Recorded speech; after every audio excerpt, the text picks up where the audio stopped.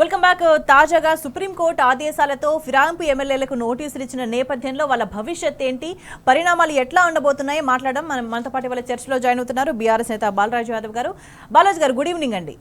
ఎట్లా చూడాల్సిన అవసరం కనిపిస్తోంది? ప్రస్తుతం ఉన్న పరిస్థితులు అంటే అన్ని వైపుల నుంచి ఫిరాయించిన ఎమ్మెల్యేలకి ఉచ్చు బిగుస్తున్నట్టుగానే కనిపిస్తుంది. అంటే వాళ్ళు ఇంకా అబద్ధాలు చెప్పి కాలయాపన చేయలేని పరిస్థితి ఉందని భావించాలి. ఎందుకంటే ఆల్రెడీ సుప్రీంకోర్టు టైం బౌండ్కి సంబంధించి, ఎందుకంటే మీ టెన్యూర్ అంతా అయిపోయేంత వరకు ఇట్లానే కాలయాపన చేస్తుంటారా, ఎప్పుడు నిర్ణయం తీసుకుంటారో అని అడిగిన సందర్భం ఉంది కదా. ఏం జరగబోతుంది అనుకోవాలి?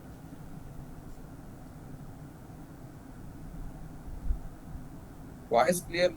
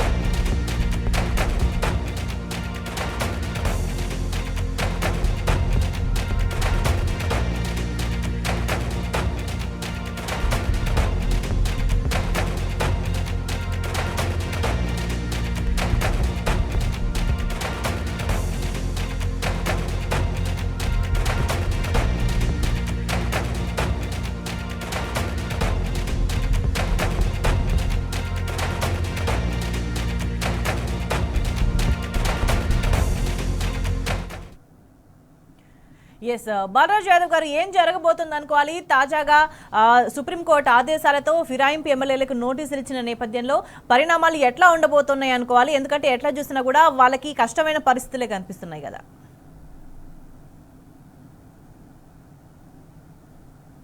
సౌండ్ రావట్లేదు.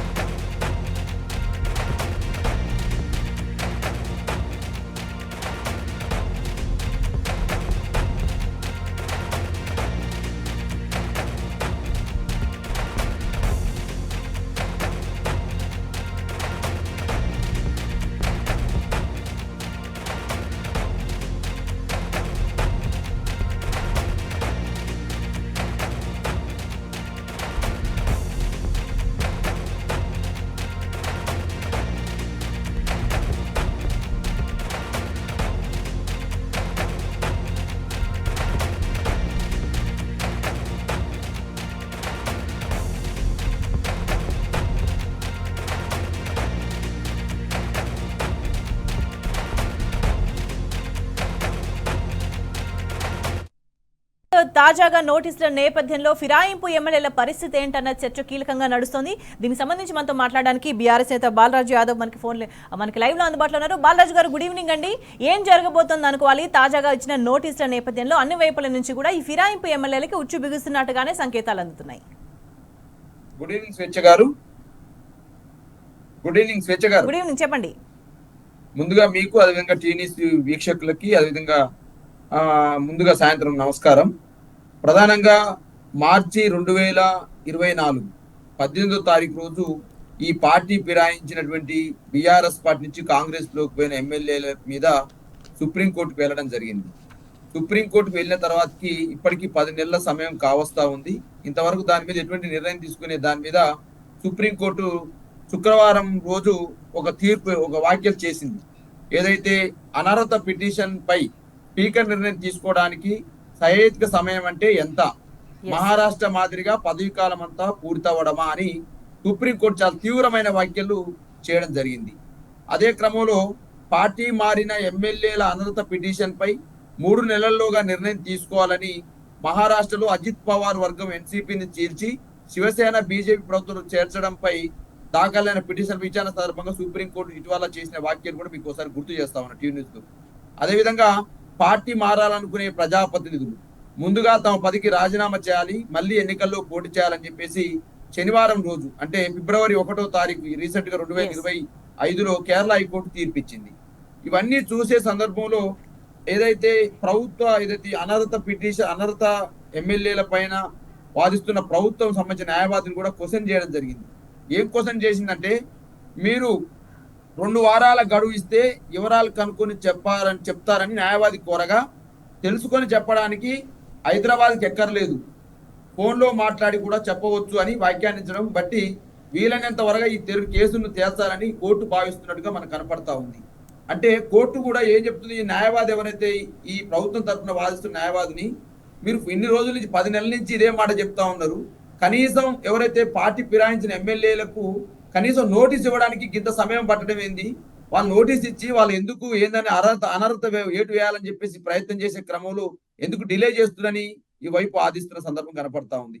ఇవాళ నేను అడుగుతా ఉన్న టీ న్యూస్ ద్వారా కాంగ్రెస్ పార్టీ ప్రభుత్వాన్ని, ఒకవైపు మీరు గతంలో 2/3 మెజార్టీ తోటి వాటి యొక్క శాసనసభ పక్షాలను విలీనం చేసి ఈ రాజకీయ పార్టీలు తెలంగాణ అవసరం లేదని చెప్పేసి గతంలో రాజ్యాంగబద్ధంగా వాళ్ళ యొక్క శాసనసభ పక్షాలను విలీనం చేసి 2/3 ఎమ్మెల్యేలు రాజకీయ పార్టీలో చేరితే, ఆ రోజు ఈ రోజున్న ముఖ్యమంత్రిగా ఉన్న రేవంత్ రెడ్డి గారు ఆ రోజు ప్రతిపక్ష నాయకుడుగా కాంగ్రెస్ పార్టీ నుండి మాట్లాడింది ఏంది, ఎవరైతే పార్టీ ఫిరాయించిన ఎమ్మెల్యేలు ఉన్నారో వాళ్ళను చెట్టుకు గట్టేసి కొట్టండి, అదేవిధంగా సున్నం బొట్లు పెట్టి గాడిద మీద ఊరేగించండి, అదేవిధంగా వాళ్ళను మామూలుగా చెప్పులతో కొట్టండి, రాళ్లతో కొట్టండి, టమాటాలతో కొట్టండి, సన్నాసులు, దద్దమ్మలు, ఇటువంటి దగులుబాజీ రాజకీయాలు చేస్తున్నారని మాట్లాడినటువంటి కాంగ్రెస్ పార్టీ నాయకులు ఈ రోజు ఉన్న ముఖ్యమంత్రి రేవంత్ రెడ్డి గారు, మరి ఈ రోజు మీరు చేర్చుకున్నారు కదా, ఏ రాజ్యాంగాన్ని పరిధిలో మీరు చేర్చుకున్నారు, ఏ విధంగా చేర్చుకున్నారు అనే దాన్ని బట్టి చూస్తే మరి ఆ రోజు మాట్లాడిన మాటలన్నీ ఈ రోజు రేవంత్ రెడ్డికి వర్తిస్తాయా?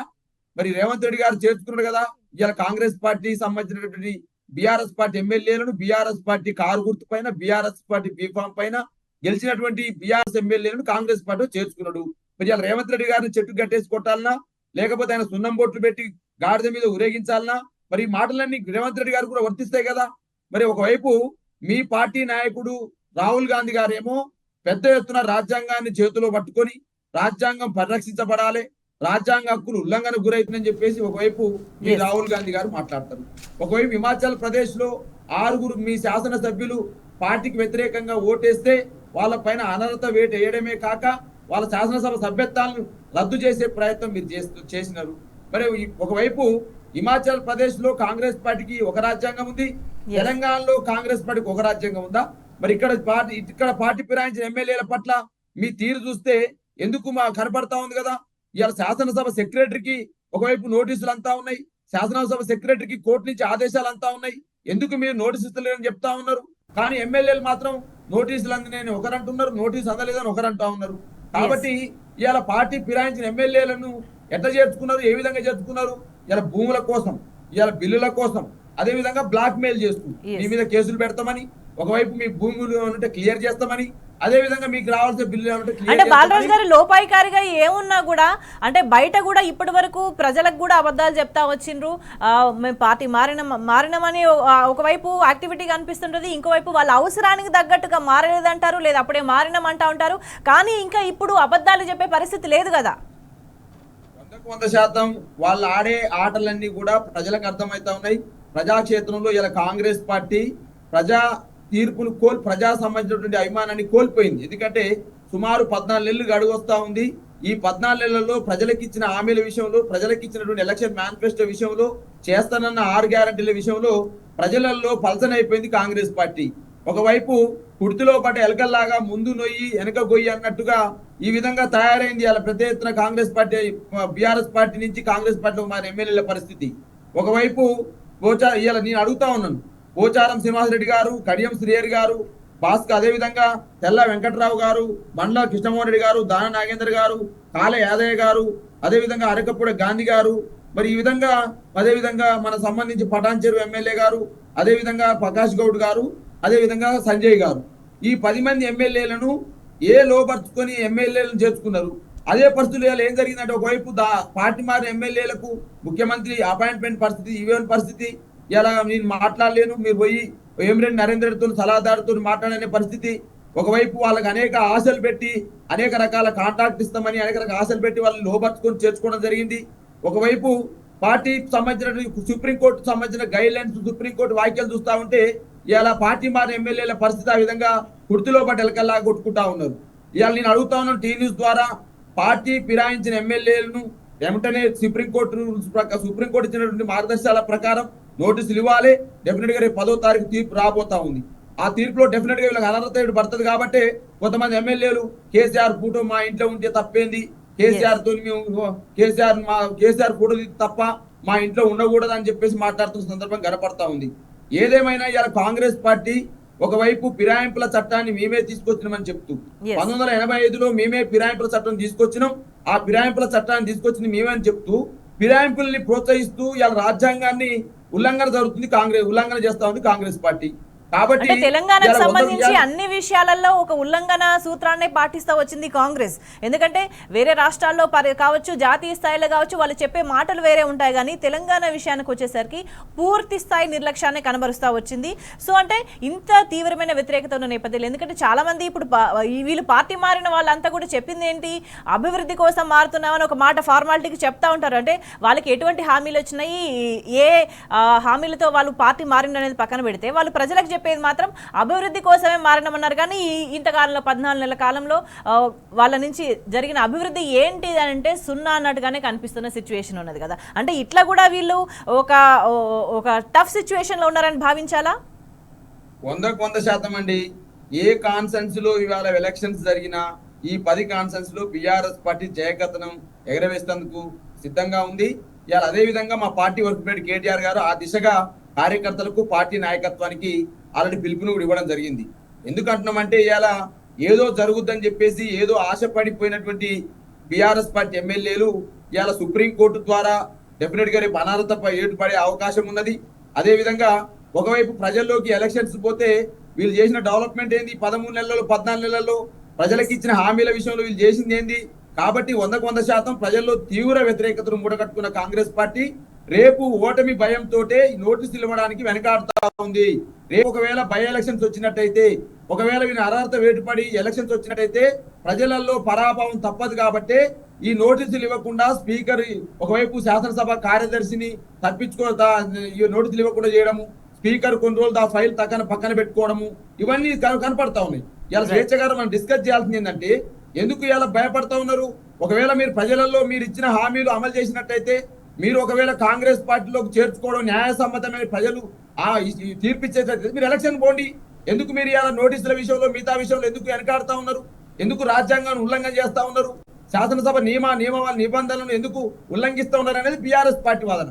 ఒకవైపు మీరు రైతు రుణమాఫీ విషయంలో ఫెయిల్ అయిపోయినారు, రైతు బంధు రూపంలో ఫెయిల్ అయినారు. ఒకవైపు కేసీఆర్ గారు పెట్టినటువంటి రైతు బంధుని ఆగం చేయాలని రైతును రాజుగా చేసింది కేసీఆర్ అయితే, రైతుని ఒక దొంగ లెక్క చిత్రీకరిస్తూ ఏదో రైతు బంధుని మొత్తం అక్రమంగా తీసుకున్నట్టు రైతులని చెప్పేసి కాంగ్రెస్ పార్టీ రేవంత్ రెడ్డి తీరు చూస్తా ఉంటే రైతాంగంలో ఇవాళ అలజడి మొదలైంది, రైతాంగంలో నిరసన మొదలైంది. ఇవాళ హాస్టల్ విద్యార్థులలో చావులు చూస్తా ఉన్నాం, హాస్పిటళ్లలో బాధలు చూస్తా ఉన్నాం. అదే విధంగా ఇవాళ చేనేత కార్మికుల ఆత్మహత్యలు చూస్తా ఉన్నాం, ఆటో కార్మికులకు సంబంధించిన ఆత్మహత్యలు చూస్తా ఉన్నాం. ఇవాళ ఎక్కడ చూసినా గతంలో కేసీఆర్ గారి నాయకత్వంలో పసి పిల్లవాడి నుంచి పండు ముసలమ్మ వరకు సాయం చేస్తే, చేయూతనిస్తే, ఇలా పండు ముసలి నుంచి పసి పిల్లవాడి వరకు కూడా అనేక రకాల ఇబ్బంది పడతా ఉన్నారు. ఇవాళ ఏందండి, మీరు వచ్చినారు 14 నెలల్లో కేసీఆర్ కిట్ను తొలగించినారు, న్యూట్రిషన్ కిట్ను తొలగించినారు, దళిత బంధును తీసి దళితులు ఆగం చేసినారు, బీసీ బంధును తీసేసినారు. ఒకవైపు రైతు బంధును ఆగం చేసే ప్రయత్నం చేస్తా ఉన్నారు. రుణమాఫీ 40% మంది ప్రజలు కూడా ఇవ్వని పరిస్థితి. ఒకవైపు ఎండాకాలం వస్తా ఉంది, దాని మీద ఎటువంటి కార్యాచరణ, ఎటువంటి విద్యుత్ సంబంధించిన కార్యాచరణ లేదు, నీళ్ల సంబంధించిన కార్యాచరణ లేదు. కృష్ణా నీళ్ళన్నీ కూడా పక్క రాష్ట్రం దోసుకుపోయే పరిస్థితి ఉంది. గోదావరి బంకచర్ల సంబంధించినటువంటి ఏదైతే కావేరి పెన్నా నదికి ఏదైతే కనెక్టివిటీ చేస్తా ఉన్నారో దాని మీద గవర్నమెంట్ కు ప్రత్యేక ప్రణాళిక లేదు. రైతులండి రోజుకొక రైతు చచ్చిపోతా ఉన్నాడు. సుమారు 410 పైసలకు రైతులు ఆత్మహత్య చేసుకుంటా ఉంటే కనీసం ఈ ప్రభుత్వం నిమ్మకు నీరెత్తనట్టు ఒక సమీక్ష పెట్టినా స్వేచ్ఛగా నేను అడుగుతా ఉన్నాను. అంటే ఎగ్జాక్ట్లీ అంటే ఈ పరిపాలన వైఫల్యం వల్ల జరిగే పరిణామాలను ప్రజలు అన్ని వర్గాల ప్రజలు ఆల్రెడీ వాటిని ఫేస్ చేస్తున్న పరిస్థితి కనిపిస్తుంది. అంటే ఇది కూడా ఈ ఫిరాయించిన ఎమ్మెల్యేలకు పూర్తి స్థాయిలో మైనస్ గా మారిన సిచ్యువేషన్ కనిపిస్తుంది. బాలరాజు యాదవ్ గారు, అంటే ఈ ఫిరాయించిన తర్వాత ఈ ఎమ్మెల్యేల పరిస్థితి కూడా అంటే విదిన్ ద పార్టీ కూడా అగమ్య గోచరంగానే ఉంది అనేది చాలా కాలంగా చర్చ నడుస్తుంది. ఎందుకంటే ఆల్రెడీ కాంగ్రెస్ లోనే పాత కాంగ్రెస్ కొత్త కాంగ్రెస్ నేతలని సీనియర్స్ జూనియర్స్ అనే ఒక విభజన అయితే ఉంది. రేవంత్ రెడ్డి వ్యవహార శైలి వల్ల అంతర్గతంగా ఒక మనస్పర్ధలో ఒక డిస్టర్బెన్స్ వాతావరణం ఉందనే చర్చ కూడా నడుస్తుంది. ముఖ్యమంత్రి ఒక అభద్రతా భావానికి లోనయ్యే మంత్రివర్గ విస్తరణ కూడా పూర్తి స్థాయిలో చేయలేదనే చర్చ జరుగుతుంది. ఎందుకంటే మిగతా వాళ్ళందరూ కూడా ఆశావాహులు ఉంటారు, వాళ్ళు కూడా గెలిచిన వాళ్ళు మినిస్ట్రీ కావాలని కోరుకుంటారు. సో విదిన్ ద పార్టీ ఇటువంటి సిచ్యువేషన్ ఉంది. ఇంకొక వైపు వీటన్నిటికీ తోడుగా అసలు కాంగ్రెస్ వలస కాంగ్రెస్ అని ఇంకొక తాజా ఈ వివాదం కూడా నడుస్తున్న నేపథ్యంలో పూర్తి స్థాయిలో వీళ్ళంతా కూడా పార్టీలు ఫిరాయించి ఒక సెల్ఫ్ గోల్ వేసుకున్నారు అని భావించాలా? 100% స్వేచ్ఛ గారు, చీమలు పెట్టిన పుట్టలో పాము జొరబడ్డట్టు ఇలా కాంగ్రెస్ పార్టీని అనేక సంవత్సరాలు, ఇప్పుడు మల్లుబట్టి విక్రమార్క గారు ఉన్నారు, కోమరెడ్డి వెంకరెడ్డి గారు ఉన్నారు, ఉత్తమ్ కుమార్ రెడ్డి లాంటి వాళ్ళు చాలా మంది కాంగ్రెస్ పార్టీలో పనిచేస్తూ కాంగ్రెస్ పార్టీ కార్యకర్తలు కాపాడుకుంటూ ఉన్న వాళ్ళు కొంతమంది ఉన్నారు.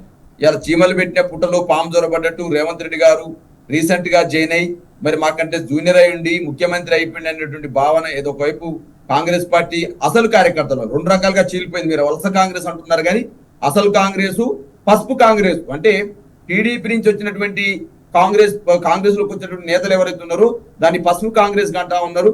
అసలు కాంగ్రెస్ అంటే అనేక సంవత్సరాలుగా పనిచేస్తున్న వాళ్ళు. ఈ పసుపు కాంగ్రెస్ నేతలు ఎవరైతే ఇప్పుడు వేం నరేందర్ రెడ్డి సలహాదారుగా కావచ్చు, ఒకవైపు సీతక్క కావచ్చు, అదేవిధంగా చాలా మంది ఎమ్మెల్యేలు ఈయన అంతర్గతంగా ఉన్నటువంటి చాలా మంది ఎమ్మెల్యేలు టీడీపీ నుంచి వచ్చిన వాళ్ళు కొంతమంది ఎవరైతే ఉన్నారో వీళ్ళందరూ కూడా టీడీపీ నుంచి వచ్చిన వాళ్ళ యొక్క పెత్తనం ఎక్కువైపోయింది అనేటువంటి భావన కనపడతా ఉంది. అదే క్రమంలో ఈ మధ్యకాలంలో మనం పేపర్లలో మెయిన్ మీడియాలో చూసాం, ఏదైతే 13 మంది ఎమ్మెల్యేలు స్పెషల్ గా ఒక సమావేశం పెట్టుకొని కాంగ్రెస్ పార్టీ వైఖరి పైన తూర్పారపడడం జరిగింది. ఏంది వాళ్ళ యొక్క భావన ఏంది, ఎమ్మెల్యేల పరిస్థితి ఈ రోజు కాంగ్రెస్ గవర్నమెంట్ లో రేవంత్ రెడ్డి సర్కార్లో ఇవాళ ఎమ్మెల్యేకి కూడా ఒక పని ఉందంటే అది క్లియర్ గా పరిస్థితి. ఒక కాంట్రాక్టర్ వెళ్ళి దానికి ఆ పైసలు ఇచ్చేసి 30% కమిషన్ ఇచ్చేసి ఆ బిల్లు క్లియర్ చేసుకురావడం జరిగింది. అక్కడ వాళ్ళకు హట్ అయిపోయినారు. ఏంది ఒక ఎమ్మెల్యే ఏంటంటే ఒక మంత్రి అంటుండట, ఆ కీలక నేత ఏమంటుంటే మేము ఢిల్లీకి పంపాలరా బాబు పైసలు, 30% కమిషన్ మీరు ఇవ్వకపోతే ఢిల్లీకి ఎట్ట పైసలు పంపుతాం, ఏ పనైనా పైసలతోనే పని అయితే అనేటువంటి భావన ఎప్పుడైతే బయటకు వెళ్ళిందో ఇలా నేను ఇలా వాకింగ్ లో మార్నింగ్ వెళ్తే అందరు డిస్కస్ చేసుకుంటా ఉన్నారు. ఏం చేస్తామయ్యా మరి ఎమ్మెల్యేల పరిస్థితి పైసలు లేకుండా పని కావట్లేదు. సామాన్య కార్యకర్తకు కూడా ఇలా మీరు ఇన్ని రోజులు జెండా మోసినాము పని చేసినాము అన్న కూడా ఆ కార్యకర్త దగ్గర కూడా ఇలా ఇందిరమ్మ ఇండ్లు కావాలన్నా రేషన్ కార్డులు కావాలన్నా వాళ్ళ దగ్గర పోతే పైసలు 3,000 4,000 లంచం ఇచ్చుకుంటే ఇలా పని అయ్యే పరిస్థితి ఉంది.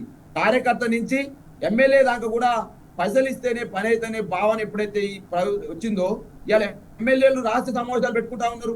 అదేవిధంగా 30% మంత్రి అంటే ఒక ఆయన, ఆ 30% మంత్రి ఇవాళ కీలకంగా అది శాఖగా ఉన్నటువంటి నెంబర్ 2గా ఎవరిస్తున్నట్టు ఆయన 30% పైసలు లేకుంటే లేదు. మళ్ళీ ఇంకొకటి కూడా జరుగుతూ ఉంది. మరి వాళ్ళ కాంట్రాక్టులు అయితే క్లియర్ అవుతా ఉన్నాయి, వాళ్ళ బిల్లులు క్లియర్ అవుతా ఉన్నాయి, 100,000 కోట్ల ఆస్తులు కూడగొట్టుకుంటా ఉన్నారు కన్స్ట్రక్షన్ పేరుతోటి, కంపెనీల పేరుతోటి. మరి మీ ఎమ్మెల్యేలో మేము పనిచేసిన ప్రజలకి ఏమైనా చేయాలంటే మీరు కమిషన్ ఇస్తే తప్ప పని జరుగుతుంది అనే భావన ఇలా బలపడతా ఉంది. అందుకనే ఆ ఎమ్మెల్యేలలో కూడా అసంతృప్తి కనపడతా ఉంది. ఒకవైపు ప్రజల్లోనేమో మీరు ఇచ్చిన హామీలు అమలు చేయలేక రుణమాఫీని ఎగ్గొట్టడము, లేకపోతే ఇవాళ హాస్టల్ విద్యార్థుల సమస్యలు కావచ్చు. ఒకవైపు కమిషన్ల దందా జోరుగా నడుస్తుందనే చర్చ నడుస్తుంది, ఇంకొక వైపు ప్రజల కనీస అవసరాలు కూడా తీరని దుస్థితి కనిపిస్తుంది. అంటే తీవ్రమైన వ్యత్యాసం కనిపిస్తుంది రెండు వైపులా.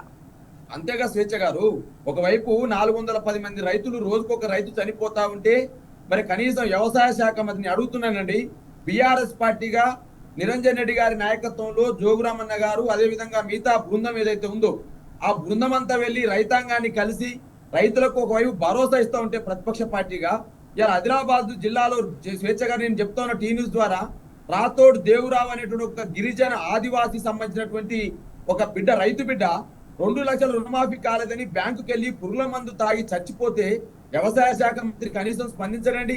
కనీసం కాంగ్రెస్ ప్రభుత్వం సంబంధించిన ఎమ్మెల్యేలు కాంగ్రెస్ ప్రభుత్వం సంబంధించిన ప్రభుత్వం నుంచి వెళ్ళి ఆ రైతు కుటుంబానికి ఓదార్పు ఇవ్వరండి.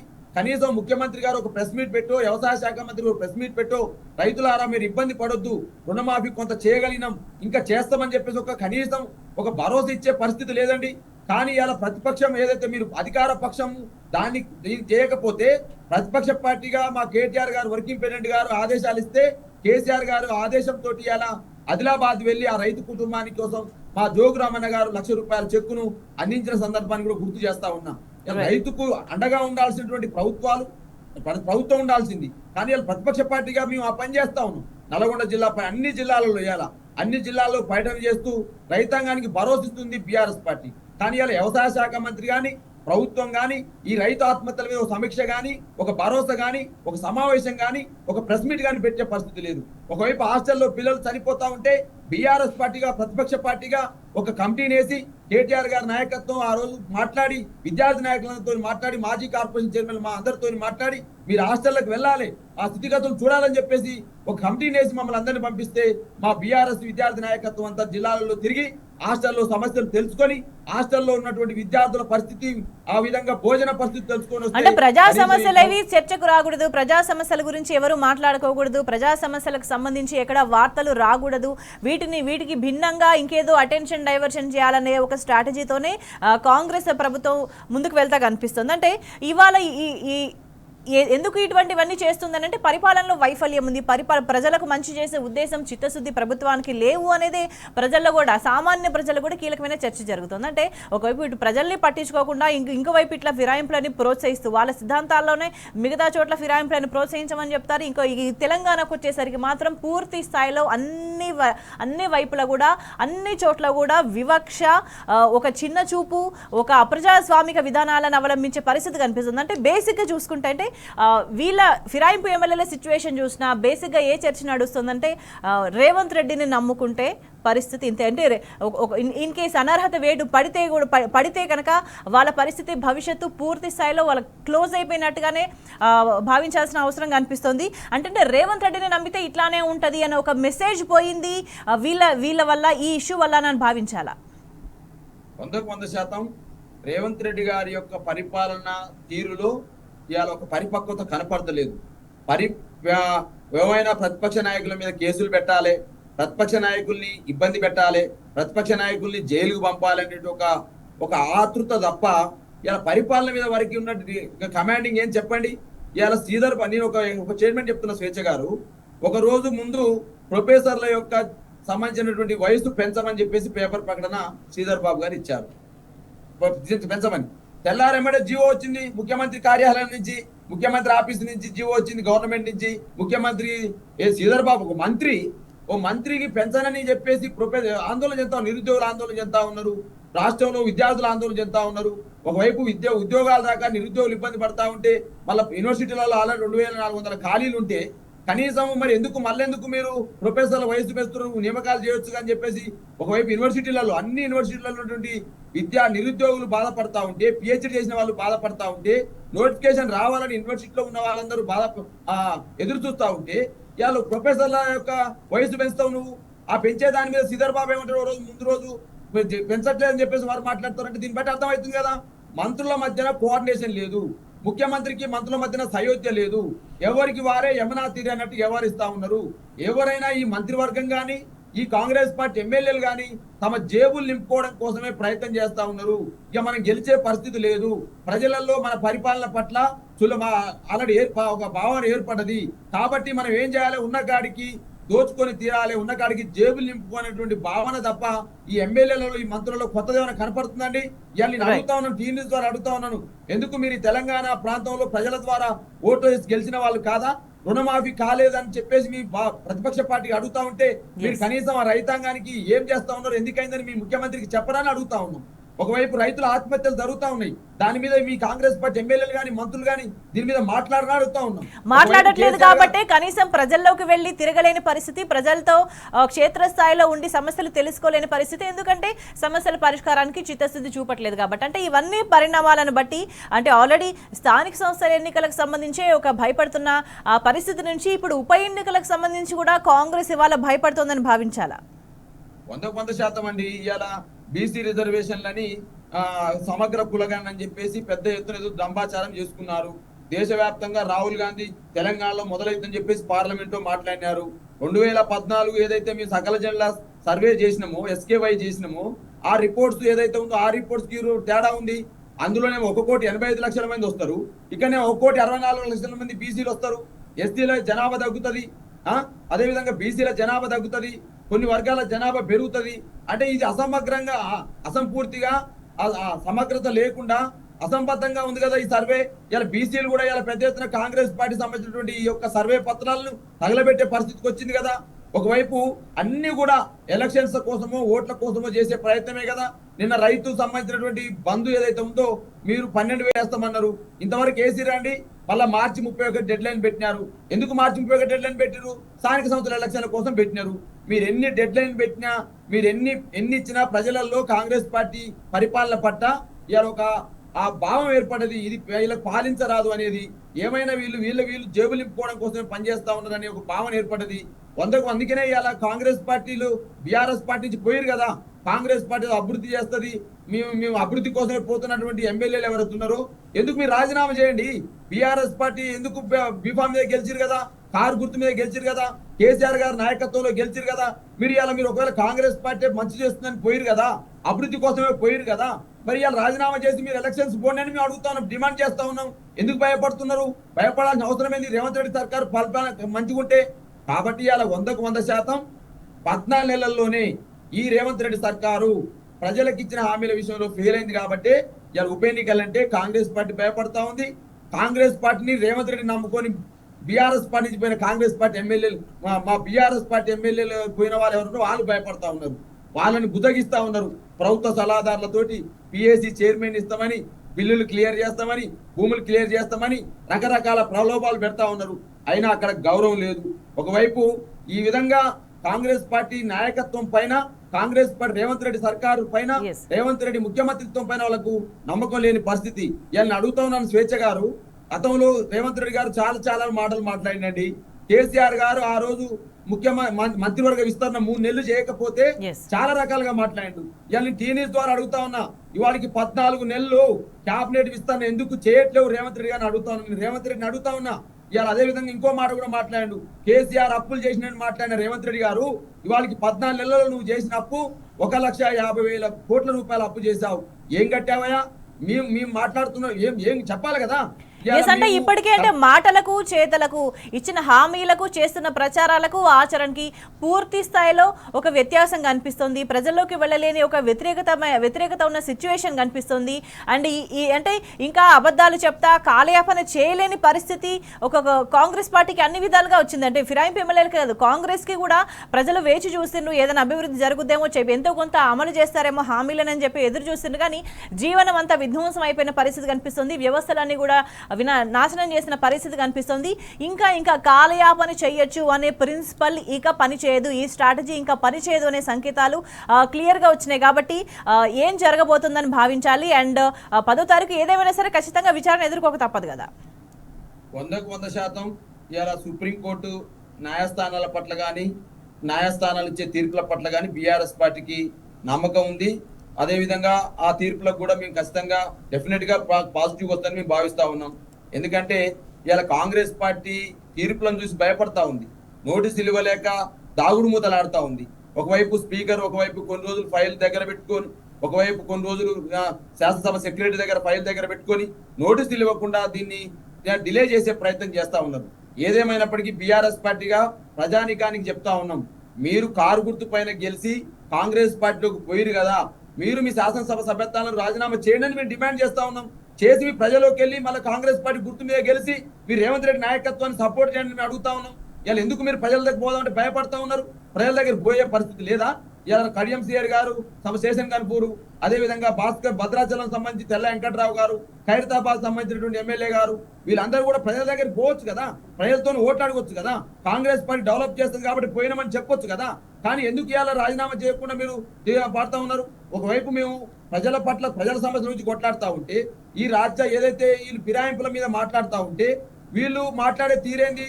రోజు ఒక రకమైన అంశాన్ని ముందు తీసుకురావడం. కొన్ని రోజులు హైడ్రా తీసుకొచ్చినారు, ప్రజలు ఇల్లు గూలగొట్టినారు, ప్రజలు రోడ్ల మీద వేసినారు.